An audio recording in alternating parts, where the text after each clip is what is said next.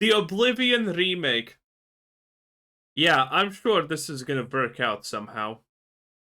I have gone so far down the rabbit hole of speculation and mental gymnastics here to try to make sense of what Bethesda Game Studios is doing. You may as well put a little conspiracy board behind me here of just piecing together all of the arguments, all of the different facts I'm about to throw at you here. Because what I am looking at here is Bethesda Game Studios, who is a pattern beast, breaking the pattern.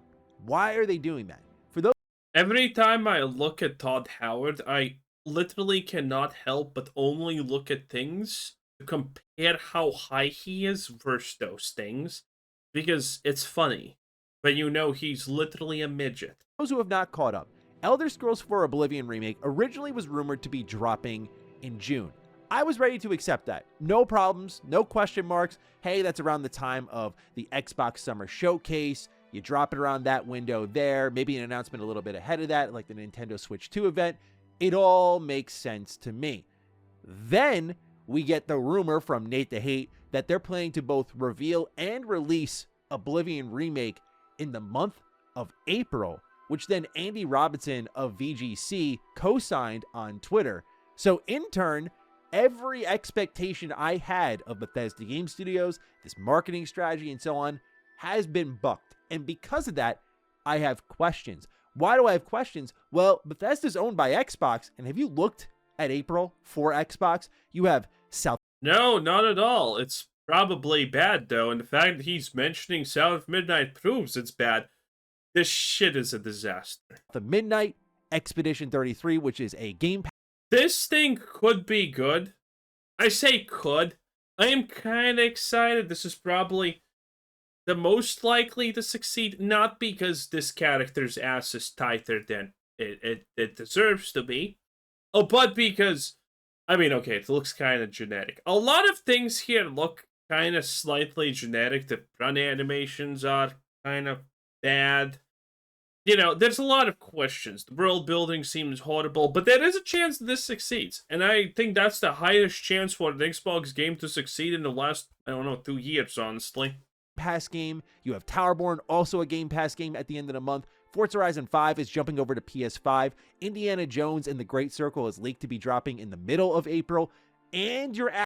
Wait, what? This shit again? What? What? We already went through this disaster of, this is a commercial success. Actually, 3K fucking players. It's a commercial success. Best part, this game, Indiana Jones and the Great Circle of Diarrhea. It was beautiful. When we literally had a pink-haired fat dude with 15 rainbow pins come out and say, this game is made for modern audiences. It was gonna be woke as hell. I thought that. Every single person with 2 brain cells active thought that. Turns out Indiana Jones and Great Circle was not woke in the slightest. The biggest woke part about it was bait and switch where you're supposed to play as the woman. But it actually was refreshing because interactions were actually good. The women weren't like, ah, we're better than you, you filthy man. I am also physically 3 times more stronger. No, none of that. But it was a really bad game in general. I mean, it was like Dishonored if Dishonored was 15 times worse than you think it is. Adding Oblivion Remake into that mix. So I look at all this and go, why? Why don't you spread the wealth? Why isn't May okay? Okay, well, if you're Bethesda, May is doomed the Dark Ages. So doesn't June just make the most sense? The competition's pretty light. You got System Shock Remake. You've got Death Stranding 2. I feel like you could... I mean, yeah, Death Stranding 2 is going to be a phenomenal success. So, good luck. That's competition right there. Find a home for Oblivion Remake there. So why April? Well, sticking with Xbox a little bit, I'm wondering if they're trying to boost engagement numbers. 2025 has been the Band-Aid rip year, as I've said ad nauseum. And so you're seeing really early announcements of things like the Muse AI system, right? Like this is how we're going to change creative iteration in game development. We saw Copilot for gaming very recently, Xbox depicting this as their future for gaming. We're hearing rumors of partner hardware devices that is going to be a further Band-Aid rip. They're talking a lot about any screen, anywhere, Xbox Anywhere is the marketing slogan. I can't wait until Microsoft is forced to come out with the fact that your fridge being an Xbox, turns out some magically fucking how was one of the most retarded ideas in the modern age. I can't wait until we get to that point. Slogan, and now you look at a bump in player numbers in that month to get like your Q1 numbers up, and so Xbox in turn can go to shareholders and say, see, the strategy is working. And I do think Oblivion Remake could provide said. Okay, listen. Getting numbers up sounds more like a fucking Theranos strategy. It sounds more like a rework strategy. And if you know what those things are, you know that those things burnt brighter than the goddamn Titanic. Titanic. Titanic, what the fuck me? Anyway, you get the point. When a company just concentrates on growth to hide the fact that there is absolutely no way to actually get revenue from the players, well, because, okay, listen. Unsubstantiated growth is a great way to make shareholders believe that there's something that can be done here. This is what a lot of companies have done historically and probably will do until the end of time. Because as long as you're growing, you can easily say, yeah, we're losing literally quadrillions every single second because of our poor choices. But we can make this stop, but we're concentrating on growth. That's why we're losing money. The reality is they can't find ways to make money. The Game Pass is not a monetary policy that actually is gonna ever fucking work out for Xbox. So they're just desperate. Significant bump. So when I see all of this competition in April and I see all these announcements from Xbox, I mean, that's the only logical conclusion I can come to, because it is a shotgun blast among shotgun blasts of content everywhere. And no single human, if you've never played any of these games, which most of these are brand new releases outside of the Forza Horizon port and Indiana Jones, just a couple months old, you can't play all of this in a single month. It's just unrealistic. So I'm looking at it at first from the Xbox angle. Is that why we have a shadow drop in April? But then we go to a place that I talk about a lot. I give a lot of credit to it. It's Nintendo Switch 2 Direct.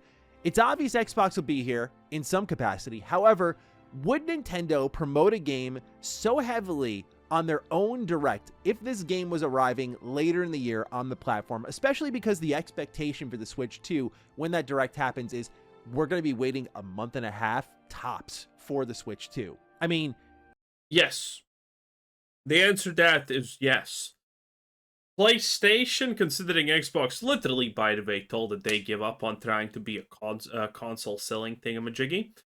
PlayStation is like, well, they said they give up. It looks like they give up. How about we fucking put the nail in the coffin by promoting the fact that everything you can buy on Xbox, you actually can buy on our platform, and it's better there.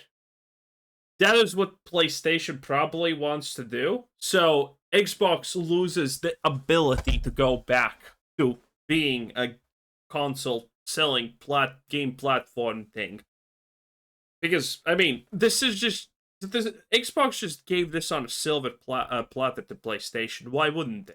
You can't shadow drop the hardware, so I feel like if you shadow drop the game while the hardware is being fully revealed and saying, like, yeah, if you're interested in this, you can play it on Switch 2 in a couple of months, I feel like that takes a lot away from what Nintendo gains out of all of this. But in fairness, Skyrim was part of the Nintendo Switch reveal, and we didn't get Skyrim on Switch until November of that launch year. See what I said? I did go down the rabbit hole for this. It's insane. But again, if I'm Nintendo, I don't see the benefit of going, it's available now for everyone, except those who are interested in this platform we are showing off for the first time. And perhaps none of that matters because Nate the Hate also said on his Twitter account that he hasn't heard of a Switch 2 version, and I'm not taking full credibility of that just because, oh, he's the source of the Oblivion Remake rumor. This guy also knew the date that the Switch 2 would be revealed. Probably his biggest leak ever.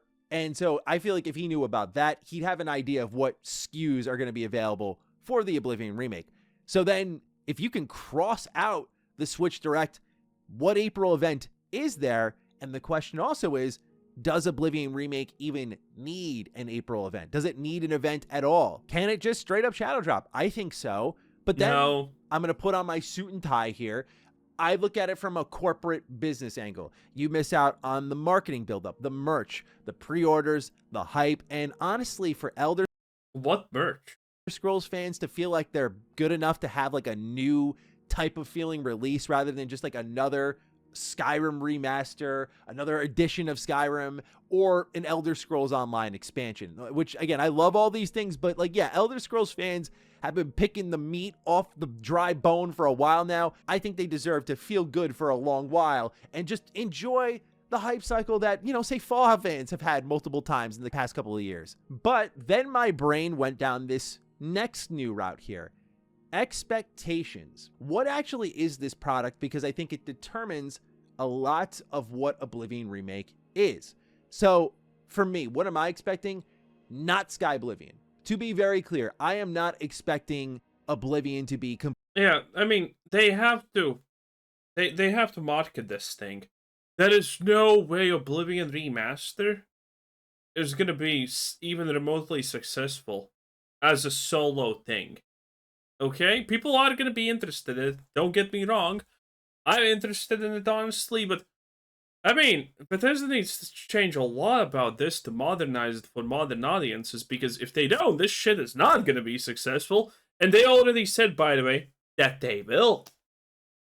And now it's obviously the fact that Bethesda is incompetent, they're idiots, and they do everything wrong, so the hell are they gonna modernize and how bad it's gonna turn out to be? completely remade in its environments like they're trying to do, its questing, brand new loot when it comes to weapons and armor, unique items. I don't expect Bethesda and Virtuos, sadly, the people with way more capital behind the project than what Sky Oblivion has, to deliver on that level. Sky Oblivion's been in development for an absurdly long time where they've had the ability to do all of that. A lot of that work's been volunteer work, and they're doing an excellent job with it, and they fought through so much adversity. I don't think what Bethesda's doing, what Virtuos is doing, is going to match up with Sky Oblivion. I'm expecting a shinier Oblivion, and I'm basing that off of past work from Virtuos. When Virtuos revealed the Metal Gear Solid 3 remake, and then press got their hands on it, the word on the street was, yeah, it's a prettier Metal Gear Solid 3. Like, not many huge overhauls at all. Definitely not in story, but also even in gameplay, it's pretty light. You can also look at something like Outer Worlds Spacer's Choice Edition. This is a game that, when it first released, was very scary as an Outer Worlds fan, because I'm like, how do you take an already peak game, in my opinion, and make it visibly worse? Fortunately, they went on to fix it, but the point being is that this is sort of what Virtuos does. It's not like they're going in there, retooling the game heavily. They try to shine it up, make it a little bit more vibrant. This looks like Avowed now, by the way. Look at this crap. But the point being is that this just looks like Avowed. this is sort of what That's bad. Virtuos does. It's not like they're going in there, retooling the Yeah, this is literally Avowed. game heavily. That's bad. They try to shine it up, make it a little bit more vibrant, and then package in any DLC and call it a day. Now, admittedly, given Oblivion is so old and it's reportedly being repackaged through Unreal Engine 5, the expectation should be higher on what that shiny Oblivion looks like, but at the end of the day, I am not expecting a completely overhauled combat system. As far as we know, thanks to a LinkedIn leak, what you've got here is blocking that's going to be borrowing ideas from Souls-like and other action games. The sneak icons are now highlighted, and they've reworked the damage calculations for sneaking. The stamina system and knockdowns have been modified. The UI was changed to be more appealing to younger players. Hit reactions are improved. Archery is more playable in both first and third person, but there has been no mention in any of these leaks that they're going the way of Sky Oblivion, going above and beyond, delivering wholly rethought environments, rethought dungeons, diversifying the visual palette of Oblivion's world further, and including those. Yeah, they're not gonna do that, probably. Maybe slightly, who honestly knows? Because at this point, Bethesda just needs to do fucking something, because again, Microsoft is very pissed with how little they have gotten out of buying Bethesda for a whopping $8 billion, and Microsoft especially for $80 billion. Like, Bethesda is a failure, But Microsoft has been getting fucking murdered from every direction, okay? If no one's really murdering Bethesda currently, Microsoft's getting murdered. So Microsoft is kind of pushing every button they have for these companies to make everything, okay? Those new weapons and armor. I'm just not seeing any of those in the leak. Would I be pleasantly surprised if that were the case? Yes, but if I am the Sky Oblivion team, because I see in the comments often, people, when I talk about Oblivion Remake, are like, oh, poor Sky Oblivion. I'm like, I wouldn't go there yet, man. If anything, this might be fuel for their fire. Not only for them to over-deliver, but also, I've been around this Bethesda rodeo long enough. I could almost How will Bethesda try to sabotage them, by the way, I wonder? predict how this whole thing is going to go. And I think Sky Oblivion is going to be like the biggest mod of all time because of Oblivion Remake and it not delivering what people are looking for, and this being the true rendition of what folks are looking for when it came to an Oblivion Remake. Again, I've been around the Bethesda rodeo. I know how this is going to go. And frankly, when you look at Sky Oblivion, I mean, that's what I was hoping for, but I don't think that's what we're going to get. Now, with Sky Oblivion in mind, alongside considering less changes in Bethesda's remake of Oblivion, doesn't a shadow drop make a lot more sense now? You generate hype in this form. There's likely some winds of change blowing through how video games will tackle marketing, with many people making up their minds so readily online before even seeing the game itself. So in that mindset, a pretty basic Oblivion remake could actually make more positive noise by just surprise and immediate gratification alone, rather than rolling it out long term and having it get dragged into the inevitable Sky Oblivion comparisons that would probably destroy it. And frankly, I think long-term still likely will. Now, again, as I said at the start of a lot of this segment, I'm speaking from Bethesda's business angle. Me, I played OG Oblivion last year, finishing up Shivering Isles. We'll talk about that in a separate video, probably on Retro Rebound. I also am playing the remake this year, and I will play Sky Oblivion whenever it comes out because that is what I'm here for. I'm here for all of this. I'm excited for all of this. But if I'm Bethesda and I'm in my competitive mindset, Sky Oblivion absolutely is a threat to them, and they'd be wise to work around it as best they can if they're looking to make some money off of this game. But that's not where it all ends. No. Come on, you know my videos. There's still more. Elder Scrolls What is there left, even? 6 is really where I went fully down the speculitis rabbit hole, because if there's one thing I can't shake off with everything we just discussed, is still one concrete fact, is that if it is Shadow Drop next month, it all feels really accelerated. It all feels like it's moving a little too fast. It's almost as if there is a hat that needs to drop in order to make sense of all this, and we might not know for months. So I'm putting my prediction out there again, and there's a strong chance I'm wrong about this, but also I don't think I'm crazy. After I did all of my research and started to piece it all together, I was like, 2023 top 10 games by revenue. Baldur's Gate 3 makes sense. Hogwarts Legacy, 20 million copies sold, makes sense. Starfield, I mean, it does honestly make sense. See, this is why we call Bethesda a fucking failure, but not going bankrupt unlike Ubisoft or BioWare. There's reasons for that. Wow, this is though pretty sad that actually... It's sad that it actually made that much money, huh? But it makes sense. What was Starfield's peak player count? 300k on Steam? That is a lot. That is a lot.